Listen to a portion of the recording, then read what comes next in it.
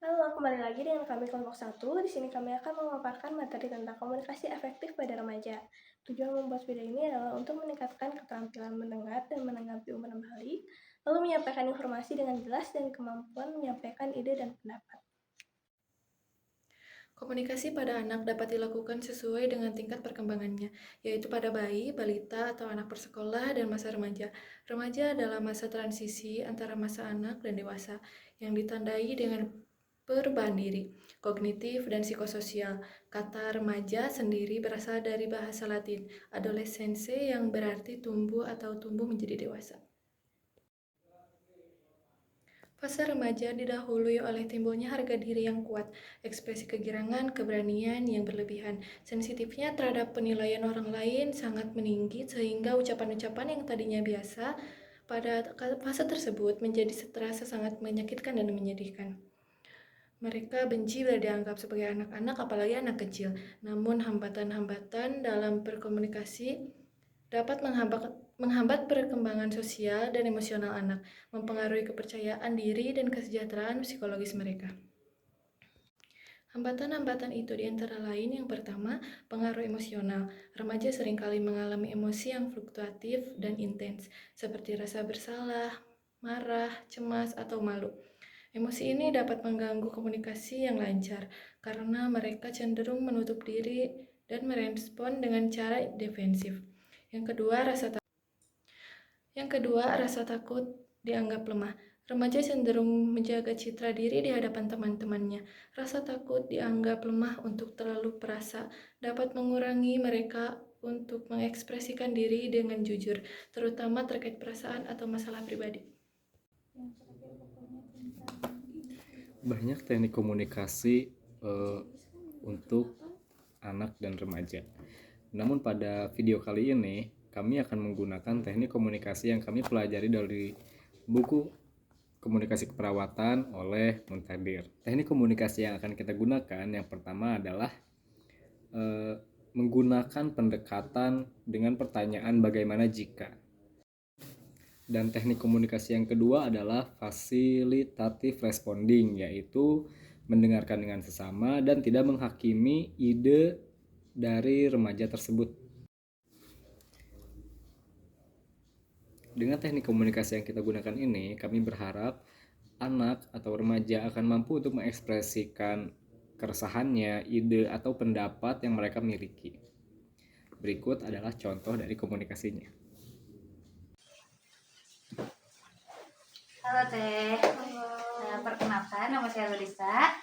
Nama saya Maisa Zaran Lubis. Tujuannya ini mau ngajak ngobrol aja gitu sama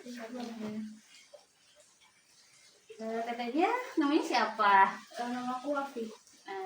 Kalau boleh tahu Teteh sekolah di mana? Aku sekolah di SMK Negeri 3 Cimahi. Kelas berapa sih? Sekarang udah kelas 12 ya kebetulan. Teteh di sekolah di mana? Kegiatannya gitu atau apanya? Kita cerita-cerita aja ya. Kalau untuk kegiatan sekarang mungkin lagi fokus buat uji kom sih karena udah PKL juga kan, terus lagi sibuk buat ya ujian aja. Di sekolah seru kan teman-temannya gitu. Ya ada seru dan gak serunya juga sih karena sekarang tuh banyak sirkel-sirkelan kali ya teh, soalnya sekarang tuh kayak pertemanannya emang agak harus pilih-pilih sih. Tapi ada juga kayak orang-orang yang suka bully kayak gitu-gitu. Bully pasti ada, cuman belum pernah ngalamin sih. Tapi kalau yang suka ngebully gitu gimana sih? Kalau untuk si pembuli, ya kalau kayak kurang respect aja gitu loh. Soalnya kan sama-sama makan nasi juga, tapi kayak kenapa sih harus bully-bulian? Kan kita sama. Tapi kenapa harus ngebully gitu loh? Tujuan dia ngebully itu kan kadang nggak jelas ya, bully-bullynya tuh karena orang tua lah atau apa. Jadi kayak gak masuk akal sih. Iya sih. Terus kalau misalnya Teteh nih ngeliat orang yang dibully, ya gimana? Kalau ngeliat orang yang bully pasti karena sekarang udah sosial media mungkin bakal diviralin dulu ya teh biar dia jerak, terus nanti laporan ke guru BK kalau di sekolah. Kalau di luar sekolah contohnya? Kalau di luar sekolah sebagai sanksi sosial aku bakal viralin dia sih, aku bakal video dia kayak sikap dia tuh gak boleh kayak gitu loh. Nah, Teh, sekarang kan lagi zamannya sosial media tuh lagi booming banget ya. Terus kalau misalnya kita lagi scroll TikTok atau Instagram atau apapun itu, terus Teh lihat ada konten yang kayak lagi ngebully gitu, bagaimana pendapatnya? Kalau aku pribadi kan bullyingnya tuh dilihat dulu kayak kalau emang udah parah banget, terus kayak menyangkut apa ya permasalahannya juga masuknya kayak personal gitu, mungkin aku bakal ngebela si orang yang dibully ini dengan cara kayak aku bakal nge-report akun yang ngebully, aku bakal share video itu ke orang-orang biar orang-orang juga bantu nge-report, mungkin itu sih. Terus kalau pembuliannya emang didasari karena kebencian, ya aku bakal apa ya, Kalau misalnya Teteh nih ya ngeliat di medsos tuh ada temen Teteh yang kayak kena bully gitu, tanggapannya gimana Teh? sebagai teman aku ya pasti bakal bantu teman aku lah ya buat biar nggak dibully, tapi aku juga ngeliat lagi kayak dia dibully itu karena emang dia punya sifat yang kurang baik atau gimana, tapi aku sebagai teman bakal bantu dia sih dengan cara mungkin bakal serang aku yang ngebully. Terus apa sih ya, udah kali itu doang paling. Ya kan kalau biasanya rata orang yang dibully tuh bisa sampai depresi kayak gitu-gitu ya. Terus kayak banyak juga di medsos kayak ngeliat orang yang depresi karena dibully itu kan langsung bunuh diri kayak gitu. Nah tanggapan Teteh itu kayak gimana?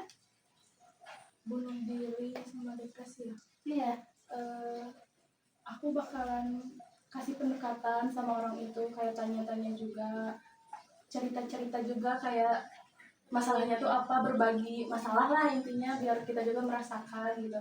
Tapi kalau misalnya emang udah nggak bisa, mungkin bisa bantuan psikolog ya, ke psikolog buat minta arahan gimana ini sebenarnya harus kayak gimana. Kalau misalnya sampai yang meninggal, yang bunuh diri itu tuh karena emang masalahnya udah berat banget, terus imannya juga kurang kali ya, jadi kayak kita juga harus ngajak dia ke pendekatan ke Tuhan juga ya, yang pasti pertama buat ibadahnya lebih rajin lagi, terus kayak sama keluarga juga kan paling deket tuh sama keluarga pasti sebelum sama teman, ngelihat keluarganya gimana nih, terus ya gitu aja sih, kayak bakal nyari tahu, bakal ngedeketin dia kayak apa sih masalah kamu bisa sampai kayak kamu depresi kayak gini, sebagai teman ya harus berbagi masalah lah. Kalau misalnya Teteh punya temen yang temennya itu tertutup kayak gitu, ngelakuin hal gimana gitu? Iya. Kalau caranya. tertutup ya introvert mungkin. Iya itu dapat. Kalau temennya introvert, aku bakal cari tahu ke keluarganya dulu, mungkin bakal ditanya dulu kayak keluarganya kayak gimana, bisa jadi karena masalah dari keluarga juga kan, jadi Kanan ya. ya tekanan dari keluarga juga, jadi bakal tanya keluarganya dulu sih. Mungkin cukup ya. Terima kasih buat waktu sama pendapatnya ya Teh. Senang bisa ngobrol sama Teh. Ya sama-sama. Sampai ketemu lagi, dadah. Komunikasi efektif merupakan aspek yang sangat penting dalam hubungan sosial, terutama pada remaja yang sedang mengalami masa transisi menuju kedewasaan. Komunikasi yang baik melibatkan proses bertukarnya informasi, ide, atau perasaan yang menghasilkan perubahan positif dalam hubungan serta pemahaman bersama antara pengirim dan penerima pesan. Pengaruh emosi yang fluktuatif dan rasa takut dianggap lemah dan sering menghalangi mereka untuk terbuka dan mengekspresikan diri dengan jujur. Hambatan ini dapat mengganggu mereka dalam perkembangan sosial dan kesejahteraan psikologis mereka, serta menurunkan rasa kepercayaan diri Untuk mengatasi hambatan tersebut, strategi komunikasi seperti pendekatan, pertanyaan, reflektif, atau bagaimana jika fasilitatif responding menjadi sangat penting. Dengan teknik ini, remaja didorong untuk mengungkapkan pikiran dan perasaan secara lebih terbuka, serta membantu mereka dalam mengeksplorasi solusi untuk berbagai masalah. Respon yang empatik, tidak menghakimi, dan pengakuan terhadap perasaan mereka dapat mendorong komunikasi yang sehat. Komunikasi yang efektif pada remaja ini dapat membantu mengembangkan keterampilan mendengarkan dan berkomunikasi dengan baik, serta mengekspresikan pendapat secara lebih terbuka. Sekian dari kelompok kami, terima kasih. Dadah. Dadah.